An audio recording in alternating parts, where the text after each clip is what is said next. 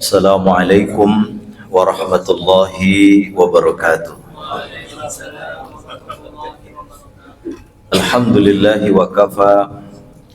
Wassalatu wassalamu ala sayyidi sadat nabiyyina Muhammad ibn Abdullah al-Mustafa wa ala alihi wa sahbihi ahli sidiki wal wafa. Jamaah salat Zuhur Masjid Al-Adli yang saya muliakan, para pimpinan yang hadir, hadirin hadirat yang berbahagia, mudah-mudahan kita semua dirahmati dan diridhai oleh Allah Subhanahu wa taala. Puji syukur kepada Allah dengan mengucapkan alhamdulillah. Salam salawat untuk Nabi besar kita Nabi Muhammad. Allahumma salli ala Muhammadin wa ala ali Muhammad. Jamaah yang saya muliakan, kita berada pada bulan Muharram. Kalau kita lihat di dalam Al-Quran, Nabi yang sering diulang oleh Allah itu ada dua. Yang pertama Nabi Musa, yang kedua adalah Nabi Yuna Muhammad sallallahu alaihi wasallam, dengan berbagai macam alur cerita hidupnya. Dua nabi ini sering dibicarakan oleh Allah di dalam Al-Quran. Analisa historisnya, memang antara kedua nabi ini itu ada kemiripan sejarah. Nabi Musa diusir, Nabi Muhammad diusir. Nabi Musa terdesak, di depannya laut, di belakangnya musuh. Nabi Muhammad juga terdesak dalam pengusiran itu. Di dalam gua tidak ada tempat lari, mau lari kemana? Di dalam gua. Keluar ada musuh, maju kena, mundur kena.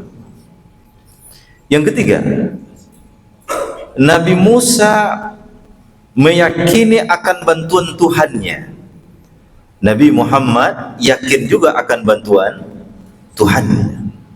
Nah, yang menarik adalah di saat Nabi Musa alaihissalam dikejar oleh Fir'aun. Bapak Ibu sekalian, yang perlu kita catat adalah Fir'aun yang mendapatkan Nabi Musa tatkala kecil itu berbeda dengan Fir'aun yang mengajar Nabi Musa setelah jadi Nabi. Beda ya. Yang memelihara Nabi Musa saat kecil itu berbeda dengan Fir'aun yang mengejar Nabi Musa tatkala menjadi seorang Nabi. Begitu Nabi Musa terdesak, di depannya laut, nggak ada tempat lari, mundur ke belakang, Fir'aun di belakang bersama bala tentaranya. Lalu sahabat Nabi Musa berkata kepada Nabi Musa alaihissalam, inna lamudrakun, kita hancur wahai Musa. Nabi Musa berkata pada waktu itu, inna ma'iya rabbi sayahdini, Tuhan saya bersama saya akan menunjukkan jalan hidup saya ini. Yang perlu Bapak garis bawahi adalah Nabi Musa menggunakan kata saya di saat dia banyak bersama rombongannya.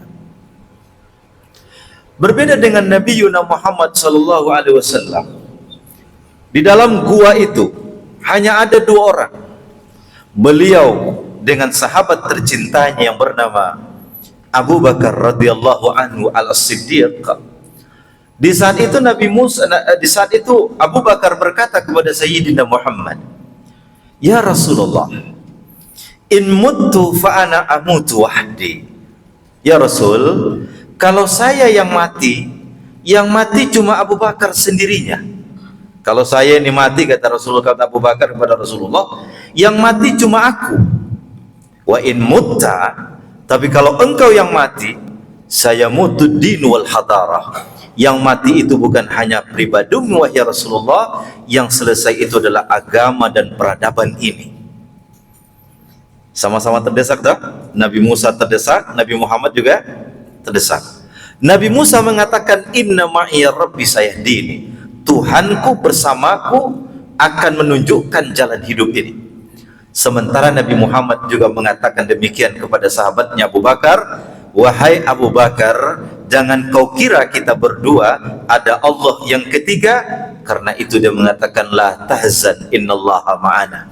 Jangan takut, Allah bersama kita. Nah, Nabi Musa menggunakan kata ma'a, bersama, tapi di ujungkan kata mi, saya, ma'i. Tapi Nabi Muhammad menggunakan kata ma'a juga bersama, tapi dia tidak mengatakan aku, tapi kita. Innallaha ma'ana, sesungguhnya Allah bersama kita. Nabi Musa mengatakan sesungguhnya Tuhanku bersama aku. Nabi Muhammad mengatakan Tuhan kita bersama kita. Subhanallah. Ada analisa sejarah yang luar biasa. Saya baca dari penjelasannya Pak Quraisy tentang ayat ini, Bapak Ibu sekalian yang saya muliakan. Kenapa Nabi Musa dengan jumlah yang sangat relatif banyak, dia menggunakan kata aku. Nabi Muhammad jumlahnya cuma berdua, dia menggunakan kata kita. Kenapa?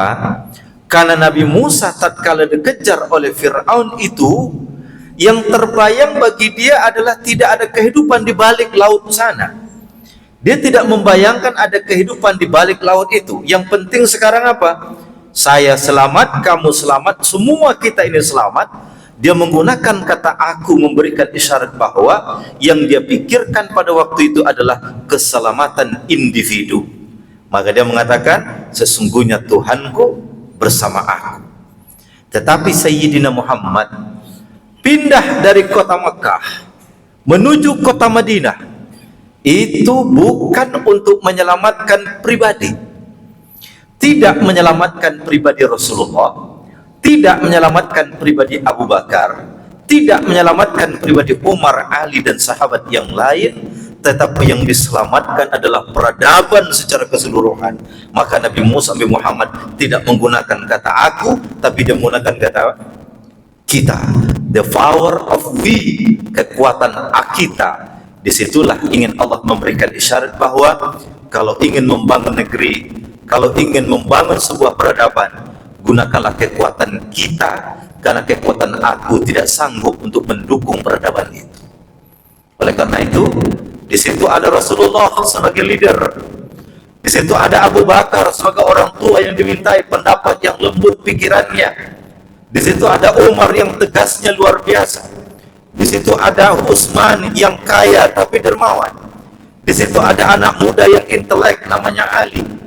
Dalam membangun peradaban yang begitu besar di Madinah, Nabi menggunakan the power of we, kekuatan kita. Karena memang tidak ada yang bisa dilakukan kalau kita sendiri-sendiri, tapi semuanya bisa dijangkau kalau kita bersama-sama. Itu isyarat yang ingin disampaikan oleh Sayyidina Muhammad dalam perjalanan dengan menggunakan kata kita itu. Sedikit lagi, di sini ceramahnya 15 menit. Nah, ini kan harus saya melihat ke sini. Sedikit lagi Bapak Ibu sekalian yang saya muliakan, antara Nabi Muhammad dengan Abu Bakar itu ada dua sejarah yang hampir mirip. Di saat hijrah dari Mekah ke Madinah itu, di mulut di dalam gua itu, Bapak Ibu sekalian, yang khawatir itu adalah Abu Bakar, yang menenangkan adalah siapa? Rasulullah. Di mulut gua itu, di dalam gua itu, yang khawatir Abu Bakar, yang menenangkan siapa? Rasulullah. Abu Bakar khawatir dan mengatakan, ya Rasulullah, kalau aku mati sendirinya. Tapi kalau engkau yang mati, maka mengalah agama semuanya. Yang khawatir Abu Bakar, yang menenangkan adalah Sayyidina Muhammad sallallahu alaihi wasallam. 2 tahun setelah itu, setelah pindah hijrah, 2 tahun setelah itu terjadi perperangan pertama dalam Islam yang kita kenal dengan perang Badar. Di malam Badar itu, 2 orang ini berkumpul kembali, yakni Rasulullah sallallahu alaihi wasallam dan sahabat yang bernama siapa? Abu Bakar. Di malam Badar itu, di malam perang Badar, perang belum terjadi pada malamnya. Yang khawatir bukan lagi Abu Bakar. Yang khawatir siapa? Sayyidina Muhammad sallallahu alaihi wasallam. Bahkan dalam doa, saking khawatirnya Nabi Muhammad SAW menghadapi perperangan yang besok akan terjadi, beliau memanjatkan doa yang luar biasa, direkam oleh Safi Rahman Al-Mubarakfuri dalam kitab yang terkenal Ar-Rahiqil Makhtum. itu Nabi berdoa luar biasa. Apa kata doa Nabi dalam malam perang Badar itu? Kata Nabi SAW kepada Allah dalam munajat panjangnya, dia berkata, ya Rabb, wahai Tuhanku, in tuhlik hazihil fi'ah ghadan lam tu'bad fil ardi abada. Ya Allah, kalau kelompok yang sedikit ini, jumlah kaum muslimin waktu itu 300, kalau kelompok yang sedikit ini besok kalah dalam perang Badar, lam tu'bad fil ardi abada, ingat ya Allah, engkau tidak akan lagi disembah di muka bumi ini. Itu doa dengan coba, doa, tapi Masya Allah, ya Allah, kalau kelompok yang sedikit ini besok engkau kalahkan ya Allah, engkau tidak lagi disembah di muka bumi ini. Khawatir Rasulullah yang menenangkan Abu Bakar. Apa kata Abu Bakar kepada Nabi? Ya Rasulullah, kafa innallaha sayunjizu ba'da. Ya Rasul, cukup ya Rasulullah, yakinlah kita, Allah akan menolong kita besok. Betul, besok dalam perang Badar Allah turunkan puluhan ribu malaikat yang tidak ditahu dan tidak dilihat oleh orang mukmin, tapi dilihat oleh orang kafir. Begitu perang berkecamuk, Allah turunkan puluhan ribu malaikat berjubah putih. Orang mukmin tidak melihat, tapi musuh melihat, sehingga melihat gerombolan yang begitu banyak. Khawatirnya luar biasa orang kafir, dia melihat pasukan luar biasa. Itulah yang diinginkan oleh Abu Bakar dan sampaikan kepada Rasul, ya Rasul, cukup, insya Allah besok Allah akan membantu kita. Betul, perang Badar menang. Apa yang bisa kita ambil sih, Bapak Ibu sekalian? Di dalam mulut gua itu tidak ada yang bisa dilakukan lagi. Mau lari kemana? Tatkala kekuatan sudah tidak bisa dilakukan apapun, di saat semua sebab sudah selesai, yang mesti dilakukan cuma satu, yakinlah kepada Allah Azza wa Jalla. Nabi Muhammad dalam gua itu tidak ada yang bisa dilakukan lagi. Mau kemana? Mau pergi nggak bisa, mau keluar mati. Di saat tidak ada sesuatu apapun yang bisa kita lakukan, satu-satunya jalan serahkan kepada Tuhan. Innallaha ma'ana. Itulah yang berlaku dalam kaidah tasawuf, idza takhallatil asbab fahunaka rabbul asbab. Kalau seluruh sebab telah terputus, jangan pernah berputus asa, ada Allah yang membuat sebab itu akan terjadi yang baru. Ada seorang anak sakit, bawa ke rumah sakit.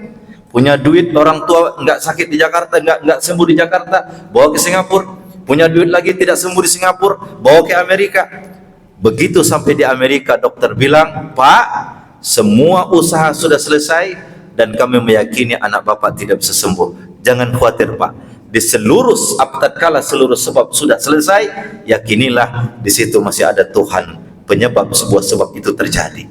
Tapi selama kita masih punya usaha, Nabi Muhammad dalam perang Badar, perangnya belum terjadi, masih ada yang bisa dilakukan. Selama masih ada yang bisa dilakukan, jangan berhenti melakukan apapun. Kenapa? Allah melihat sejauh mana komitmen kita untuk menyelesaikan semua yang Allah berikan kepada kita. Itulah isyarat dari Muharram tahun baru Hijriah 1447 ini. Yang pertama, mari kita gunakan the power of we, kekuatan kita, karena pindahnya Nabi bukan membangun peradaban individu, tapi yang dibangun adalah peradaban secara umum. Yang kedua, kalau seluruh sebab itu sudah selesai, nggak usah khawatir, ada Allah yang memberikan sebab itu terjadi. Idza takhallatil asbab fahunaka rabbul asbab. Yang ketiga, selama masih bisa kita berusaha, usahalah semaksimal mungkin, karena Allah ingin melihat sejauh mana kekuatan kita untuk bersandar dengan pundak-pundak kita.